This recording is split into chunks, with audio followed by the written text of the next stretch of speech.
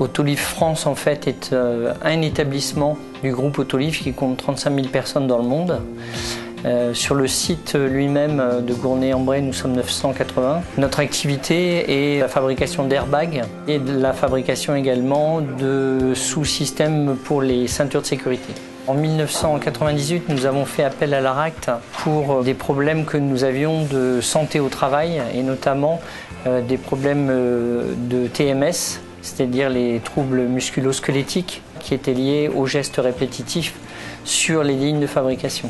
Ce genre de problème au quotidien entraîne plusieurs choses. Premièrement, la productivité ne peut pas être faite, puisque les gens ne peuvent pas être aux cadences nécessaires du fait de leur inaptitude. Il y a aussi beaucoup de problèmes d'absentéisme, et donc tout cela entraîne des problèmes d'organisation.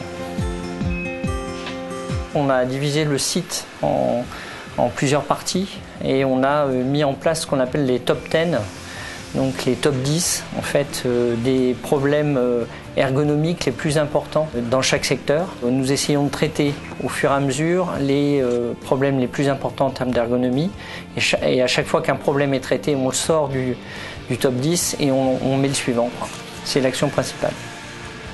Nous, les messages qu'on passe en parallèle, c'est essentiellement, surtout, n'hésitez pas à interpeller votre hiérarchie ou les instances pour, lorsque vous avez éventuellement un problème d'ergonomie ou de conditions de travail, pour que tout de suite on essaye d'agir avant qu'éventuellement le mal ne soit fait. Nous avions des gens qui travaillaient avec les bras en hauteur, ça créait des problèmes de tendinite aux épaules notamment. Et donc nous avons aménagé des postes avec les boîtes sur chaque côté qui permettent aux gens de ne pas avoir à lever et à baisser les bras en permanence. On a fait appel notamment à des cabinets d'ergonomie avec qui on a travaillé sur les différents postes de travail qui posaient le plus de problèmes. On a également étoffé l'équipe ergonomie sur le site en rajoutant une personne qui ne s'occupe que de ça avec les plans d'action. Ça nous a permis d'améliorer les choses, mais nous ne sommes pas encore arrivés au bout du chemin. En termes de cadence, c'est vrai qu'à une époque, il y avait donc des objectifs, et il y a toujours des objectifs assez élevés, sauf qu'aujourd'hui, c'est vrai que la nécessité oblige.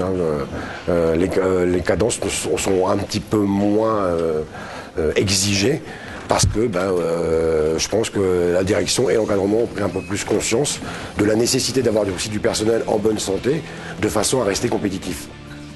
La médecine du travail est impliquée, la CRAM est intervenue également, bien sûr, d'autant que nous étions un site sensible sur ce domaine de l'ergonomie. L'ergonomie, souvent on pense en étant méthodiste ou en étant technicien maintenance qu'on connaît ce que c'est, alors que ce n'est pas vrai. Donc voilà pourquoi on fait appel aux spécialistes.